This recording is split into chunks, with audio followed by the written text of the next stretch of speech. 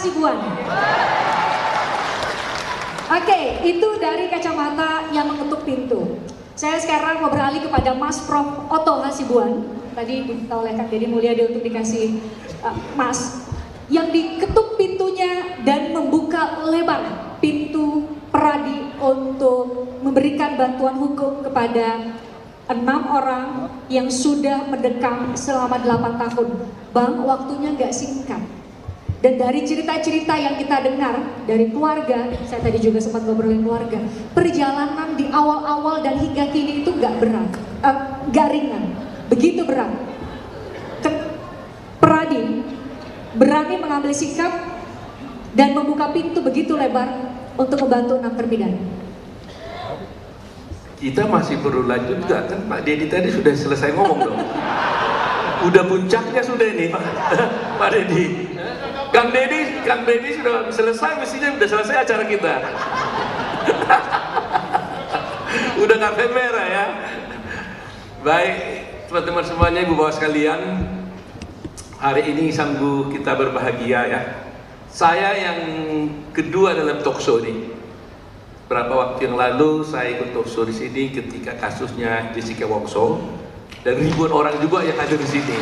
Ya, jadi memang luar biasa nih Maranatha. Terima kasih ya Maranatha memberikan kesempatan bagi kita semua untuk bisa tampil untuk mencari harapan secercah keadilan bagi semua orang yang ada, termasuk dalam kasus ini, dalam kasus 7 terpidana. Kalau saya boleh bercerita, yang sesungguhnya bahwa kami pertama kali tidak begitu tertarik dengan kasus ini. Karena kami pikir ini adalah kasus yang dibawa di film, kemudian sedikit rame-rame di media, dan kita juga tidak mengetahui persis apa yang terjadi pada waktu itu. Tapi ketika Kang Deddy datang ke Peradi, saya panggil dia pakai bahasa orang Batak, Bang Deddy gitu ya, Bang Deddy Hasibuan. Wah, tadi udah beri ikrar kita di atas tadi.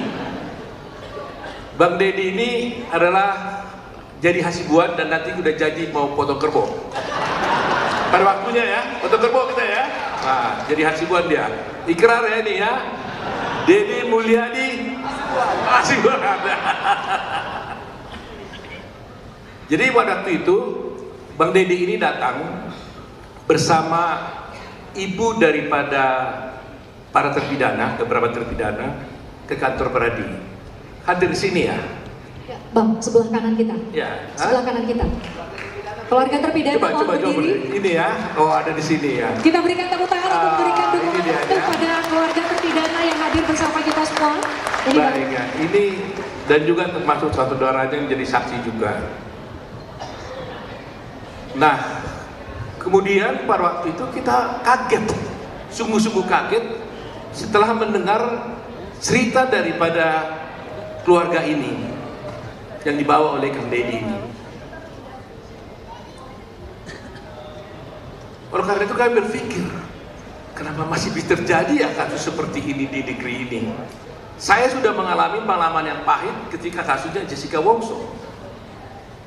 Kita bisa menonton bagaimana kasus itu terjadi. Namun pada waktu itu tidak terjadi seperti yang sekarang ini. Karena pada waktu kasus Jessica Wongso, media sosial tidak seperti ini kencangnya. Kalaulah mungkin media sosial sebegini kencangnya, mungkin akan berbeda masalahnya. Ya. Pada kasus Jessica Wongso, itu hampir 70% pada waktu itu orang mengatakan dia bersalah. Tapi setelah mulai persidangan disiarkan pertama kali live, ya disiarkan langsung televisi, akhirnya berbalik. Jadi 70 orang, saya katakanlah taksir 70% mengatakan dia tidak bersalah, 30% mungkin dia benar bersalah, walaupun formalnya mengatakan bahwa dia dinyatakan bersalah oleh putusan pengadilan. Dan sebagai informasi saya sampaikan bahwa dalam waktu dekat ini mungkin minggu pertama, minggu kedua nanti di bulan Agustus ini, 2 minggu lagi paling lambat, kami akan mengajukan PK terhadap Jessica Wongso. Saya mohon doa dari teman-teman semuanya, dari Bapak sekalian, bahwa PK yang kami ajukan ini mudah-mudahan bisa membuka tabir betapa banyaknya kejanggalan-kejanggalan, dugaan-dugaan rekayasa dalam satu kasus yang akan kita bisa saksikan secara bersama, ya. Dan itu dilakukan dengan teknik-teknik yang sangat tinggi, yang tidak bisa dilakukan oleh orang sembarangan. Hanya orang-orang yang pintar bisa melakukan seperti itu. Saya katakan ini dugaan yang harus saya buktikan di pengadilan nantinya.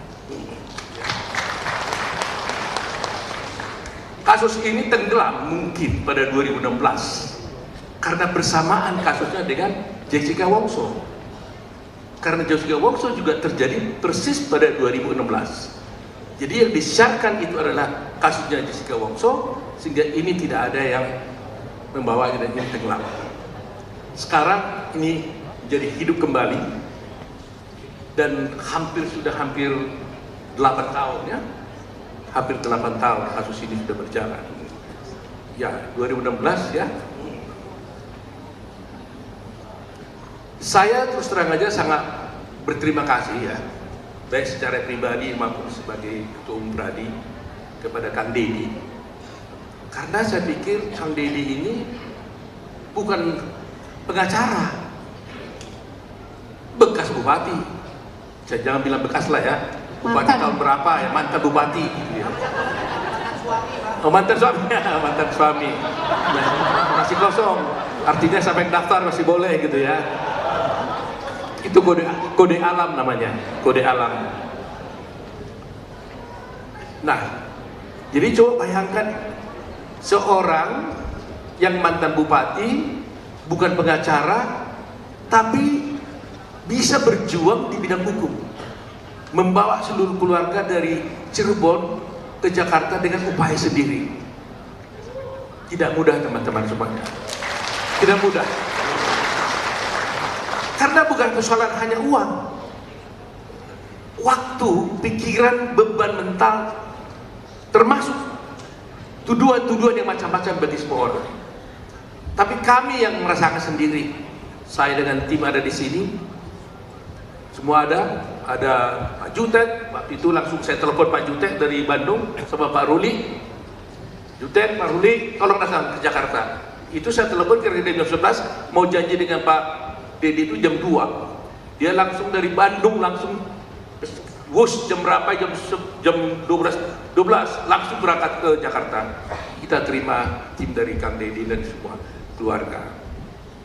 Saya katakan hari ini Pradi mendapat kehormatan untuk diberikan kesempatan oleh Tuhan Yang Maha Kuasa untuk bisa berbakti membela suatu keadilan di Republik ini. Ini bukan beban, ini tanggung jawab kami sebagai Pradi. Ini kehormatan kami untuk membela rakyat-rakyat yang tertindas.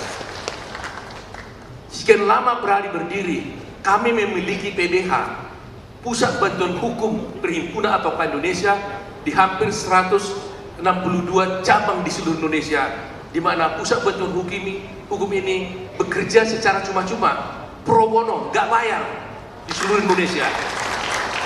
Tapi kali ini langsung kami DPN turun tangan menangani kasus ini, tidak lagi hanya diberikan pada cabang-cabang BBH, tapi DPN secara institusi melakukan pembelaan terhadap kasus ini karena melihat bahwa beban yang dialami oleh para terpidana, oleh Kang Deddy dan teman-teman semuanya terlalu besar.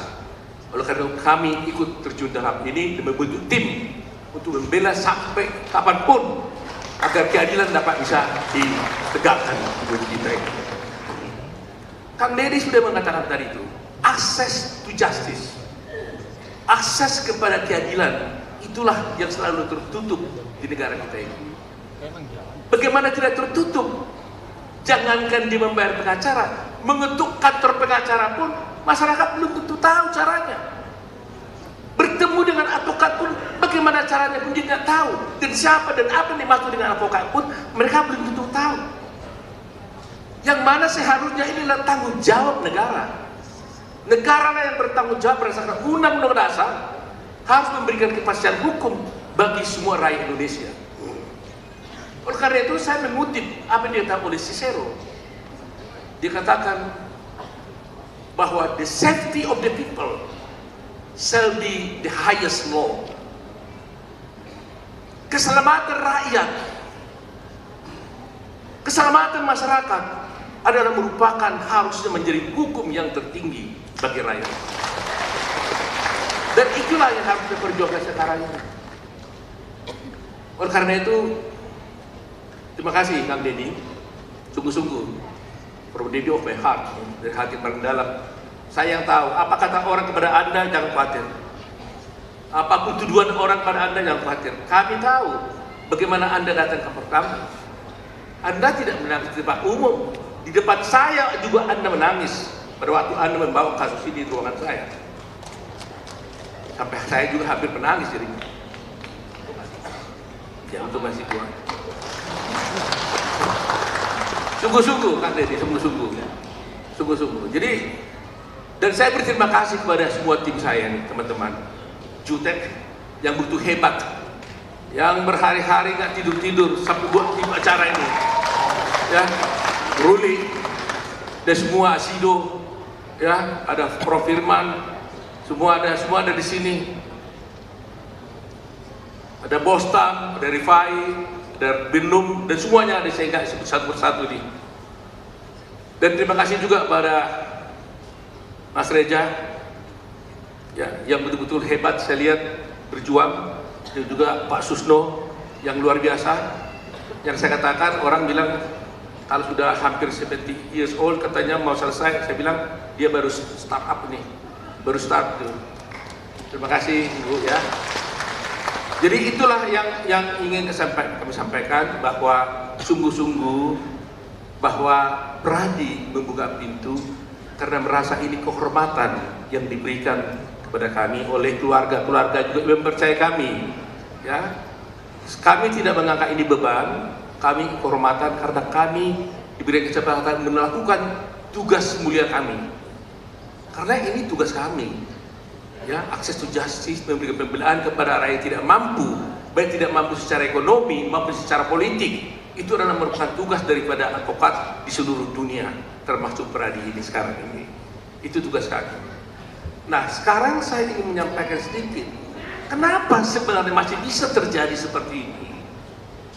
Kenapa?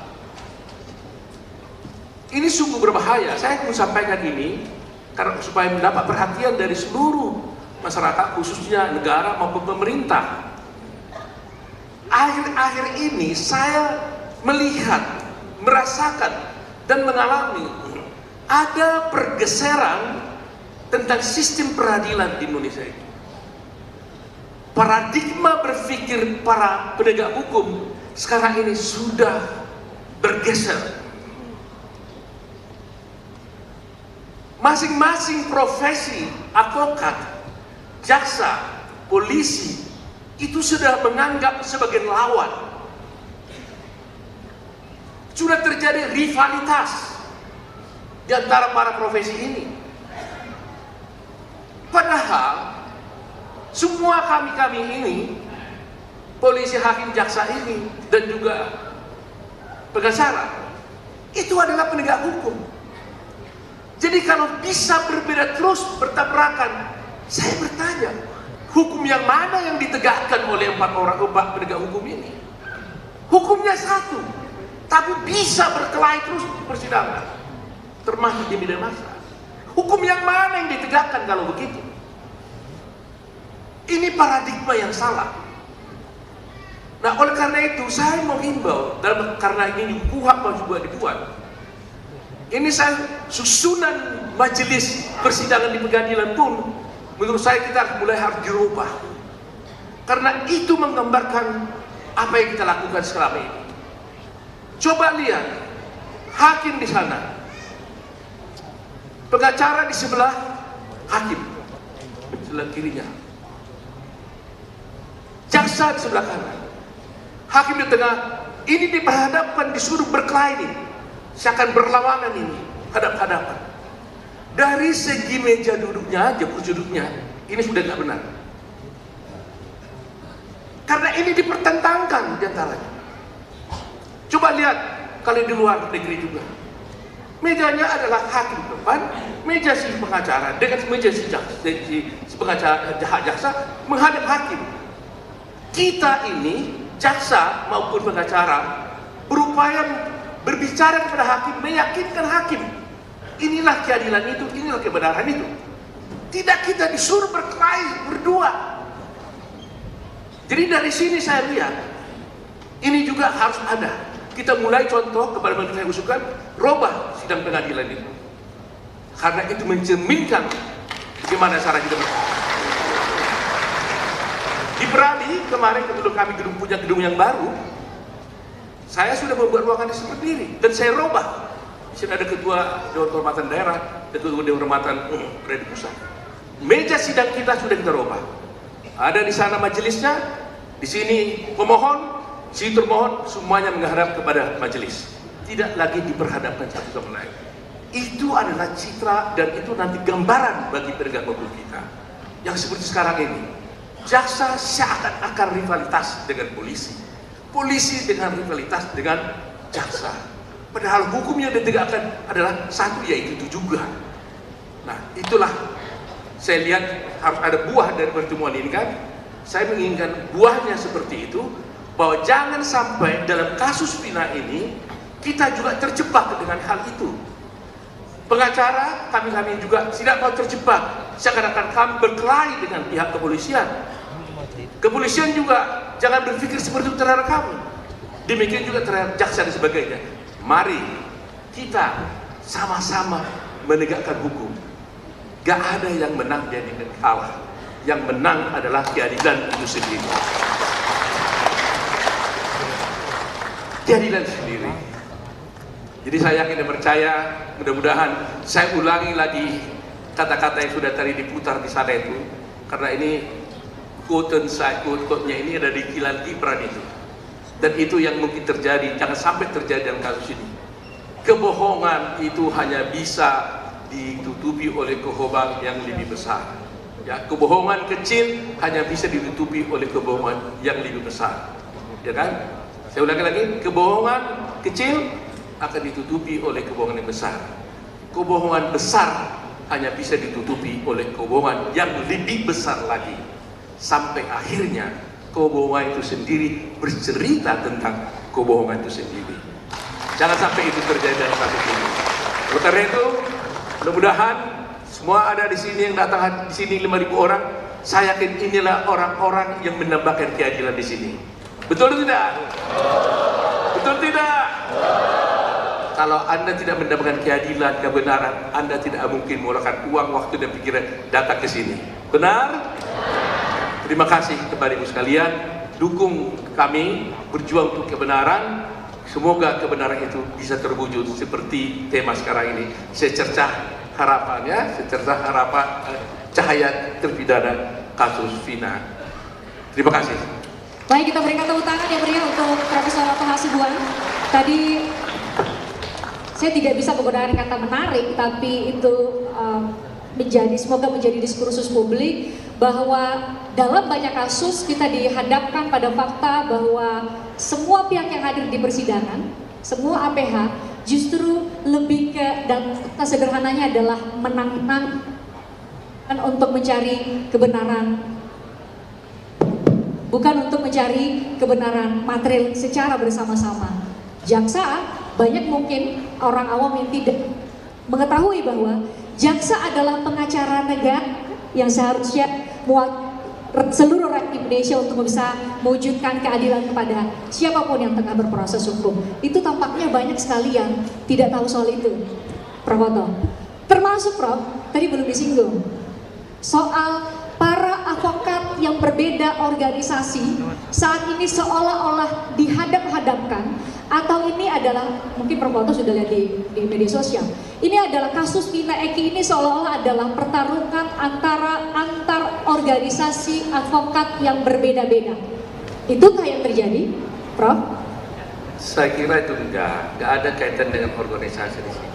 Tetapi memang di dalam orang akan bisa melihat mutu daripada para advokat masing mungkin begitu, tapi tidak bertarung organisasi.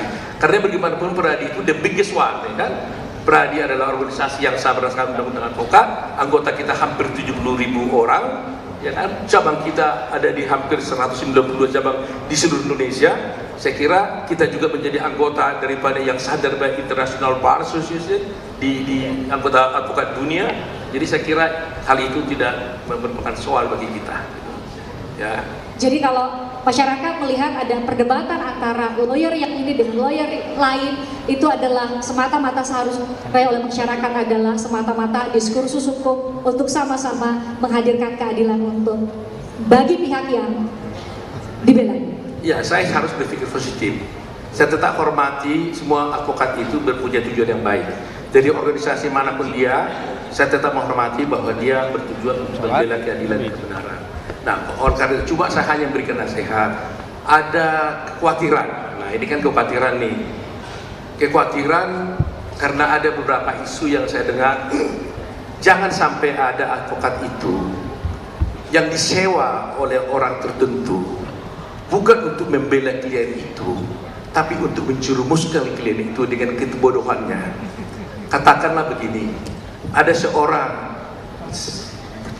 saya tidak bilang dalam kasus ini ya, contoh aja, ada orang, dia sebenarnya dituduh dituduh dalam satu kasus, tapi supaya kalau dia tidak didampingi pengacara, kan berita acaranya kan tidak sah. Tapi dia oleh si oknum tertentu disuruh ngaku berbuat. Kamu berbuat aja, ngaku aja. Nah, supaya sah berita acaranya disewa pengacara. Kamu dampingi dia lah. Padahal dia sebenarnya didampingi. Dia bukan mau bela orang ini, tapi dia menjerumuskan orang ini bersama seorang tertentu. Jangan sampai terjadi kasus itu, gitu ya. Nah, saya tidak mengatakan di dalam kasus ini, tapi itu bisa terjadi. Nah, nanti Kang Deddy yang harus melihatnya itu. Ya, jadi bayangkan itu, mengerikan kalau itu terjadi, dan itu pengkhianatan yang sangat luar biasa dari seorang advokat. Ya, pengkhianatan luar biasa. Don't betray your client. Berkali-kali saya mengatakan, apapun yang kau lakukan, tapi jangan sekali-sekali Anda mengkhianati klien. Itu prinsip paling utama. Tidak boleh. Itu lesson number 1. Ya, pelajaran pertama seorang advokat, jangan coba-coba hianati klien dalam keadaan apapun. Bahkan meskipun Anda tidak menjadi lawyernya lagi, Anda tidak boleh buka rahasia kliennya dia. Itu tidak boleh, paling terlarang gitu. Jadi itu kekhawatiran sekarang. Jangan sampai ada seorang ya yang didakwa, ya sebenarnya dia tidak mau bela ini, tapi untuk melegalisir perbuatan orang tersebut, apakah itu menjadi pengacaranya? Jangan sampai terjadi. Mudah-mudahan dalam kasus ini tidak terjadi. Kalau itu terjadi, Kang Deddy mungkin yang lebih tahu. Ya, Kang Deddy ya. Itu nih, Christian. Baik, terima kasih, Prof. Tadi sudah menggambarkan bagaimana ada diskursus, ada perbedaan perspektif.